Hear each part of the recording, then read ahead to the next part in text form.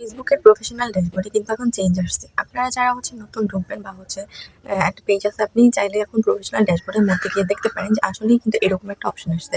নিচে দেওয়া আছে আগে আমরা যেরকম দেখতে পারতাম সেরকম কিন্তু নাই। তো চলুন আজকে ভিডিওতে বিস্তারিত বলে দেওয়া হোক যে আসলে কেমন কি হবে জিনিসটা। তো চলুন ভিডিওটা শুরু করা যাক। আমার চ্যানেল নতুন হয়ে থাকলে চ্যানেলটাকে অবশ্যই সাবস্ক্রাইব করবেন।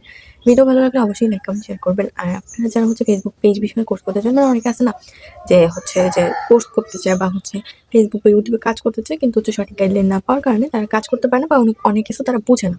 তারা চাইলে কিন্তু আমার কাছে জয়েন হতে পারে। যারা যারা জয়েন হতে চান জয়েন হয়ে যান। এখন জয়েনের মূল কথায় চলে যায়।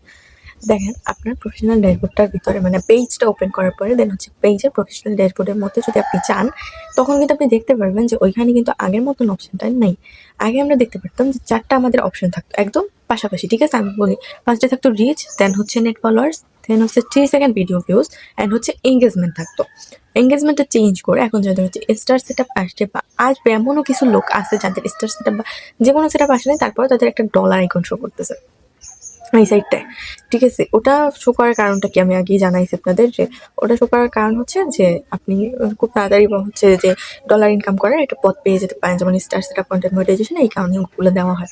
ঠিক আছে? তো এরপরে আপনার ওইটা থাকবে। আর এরকমের এই ৪টা জিনিস আপনার ওইখানে থাকবে।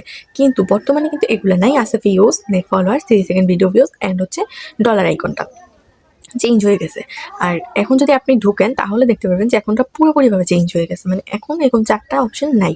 ঠিক আছে? ৪ টা সরাসরি অপশন নেই। আমি নিচে যেরকম দিয়ে দিছি একটা ইয়া স্ক্রিনশট অ্যাটাচ করে, ওই রকমের আছে।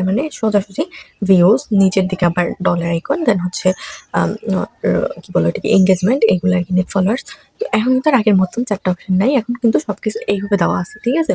নিচে যেরকম আমি স্ক্রিনশট অ্যাটাচ করছি ওই রকমের দেওয়া হইছে। দেখেন, প্রতি বছর কিছু না কিছু চেঞ্জেস আসবে, এটাই স্বাভাবিক। তবে যে এবারের চেঞ্জটা একটু ডিফারেন্ট। যেমন আমাদের টুলস গুলাতে নতুন নতুন আপডেট আসতেছে, প্লাস টুলস গুলা পরিবর্তন হয়ে গেছে, প্লাস যে এইগুলা আমাদের পেজের বিভিন্ন সকল কিছুই ধরতে গেলে যে পরিবর্তন হয়ে গেছে এ টু জেড। আপনি যখন দেখতে পারবেন তখন বুঝবেন যে আসলে সবকিছু পরিবর্তন হয়ে গেছে। তো আপনি দেখেন একটা জিনিস, যে প্রতি বছর এরকম কিছু না কিছু চেঞ্জেস আসবে, অবশ্যই আসবে। তো এটা নিয়ে ঘাবড়ানোর কিছুই নেই। এটা তাদের আপডেটের জন্য আসছে। ঠিক আছে? আর এটা ভালোর জন্যই দেওয়া হয়। কোনো খারাপ কিছু হবে না আশা করি। তো সবাই মন দিয়ে কাজ করেন, ইনশাল্লাহ সবকিছু ঠিক হয়ে যাবে। আর ওই ৪ টা অপশন, এইটা কিন্তু বড় ধরনের একটা আপডেট বলতে পারেন। কারণ আগে আমরা ওইভাবে দেখা অভ্যস্ত ছিলাম। এখন অন্যভাবে আমাদের দেখতে হবে, এবং সবকিছুই কিন্তু পাল্টে গেছে। ঠিক আছে? দেখতেও অনেক বেশি ইউনিক লাগতেছে। তো যাই হোক, আশা করি যে আপডেটটা ভালোর জন্যই অবশ্যই দিছে, কিন্তু আগে থেকে অনেকটা চেঞ্জেস হয়ে গেছে। তো যারা ভয় পাচ্ছিলেন যে আসলে এমন কেন হইছে, আসলে পেজটা এমন জিনিস, মানুষ একটুখানি যদি দেখে না তাহলে ভয় পেয়ে যায়।